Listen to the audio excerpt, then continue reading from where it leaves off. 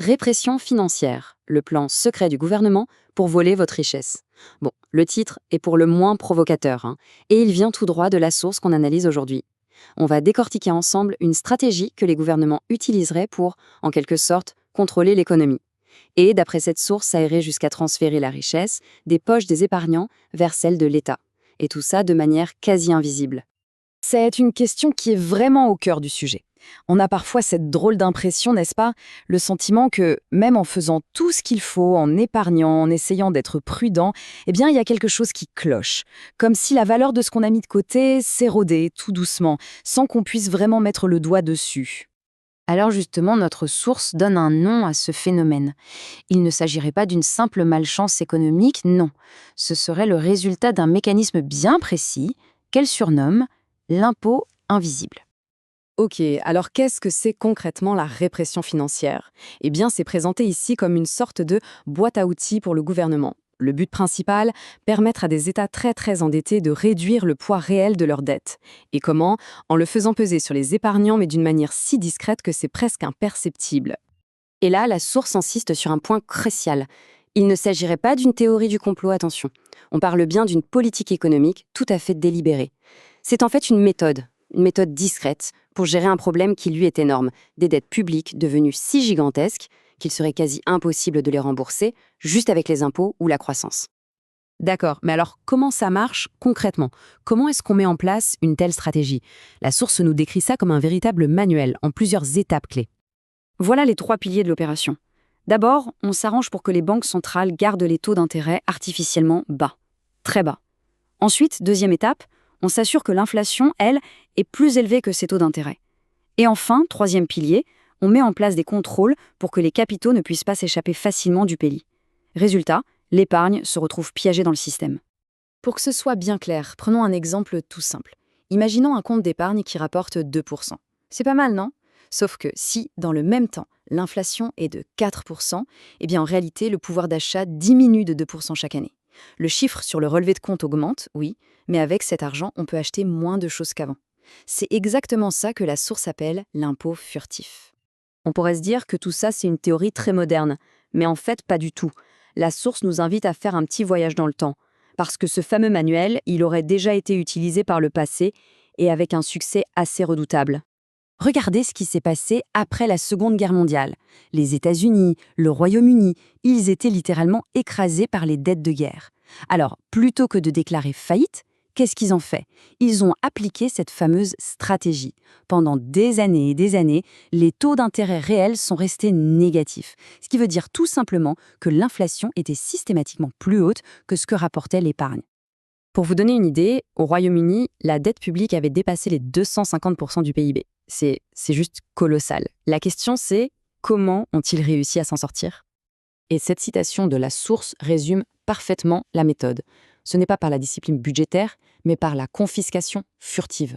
En clair, la valeur réelle de la dette a été rongée, grignotée année après année par l'inflation. C'est un transfert de richesse, tout simplement, des détenteurs d'obligations et des épargnants vers l'État. Une confiscation lente, silencieuse, invisible.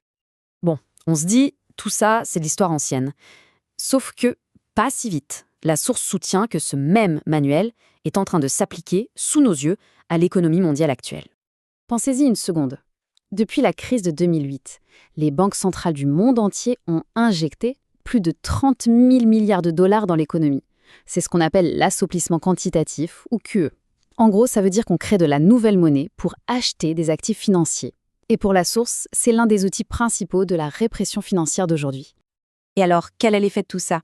D'après l'analyse, cet argent frais fait grimper en flèche le prix des actifs. On parle des actions, de l'immobilier, ce qui profite évidemment surtout à ceux qui en possèdent déjà. Pendant ce temps, la croissance des salaires, elle, reste à la traîne. Et ça creuse un fossé de plus en plus grand entre la richesse qui vient du capital et celle qui vient du travail. Et la conséquence directe pour l'épargnant moyen, eh bien, quand on voit que son épargne perd de la valeur à ne rien faire, on se sent un peu obligé de prendre plus de risques. D'aller sur les marchés financiers, par exemple, juste pour essayer de préserver son patrimoine.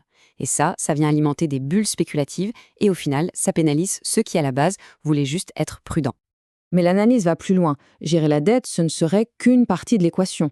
D'après la source, l'objectif ultime de toute cette mécanique, ce serait en fait le contrôle. Et pour illustrer ça, la source oppose deux types d'argent.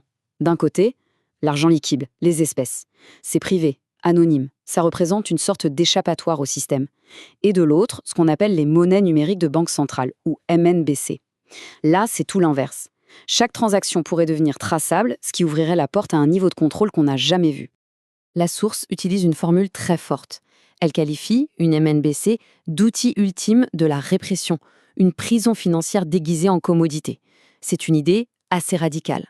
L'argument, c'est qu'avec une monnaie programmable, les autorités pourraient par exemple imposer des taux d'intérêt négatifs directement sur les comptes, ou bien interdire certains achats, ou même, imaginez, mettre une date de péremption sur l'argent pour forcer les gens à le dépenser.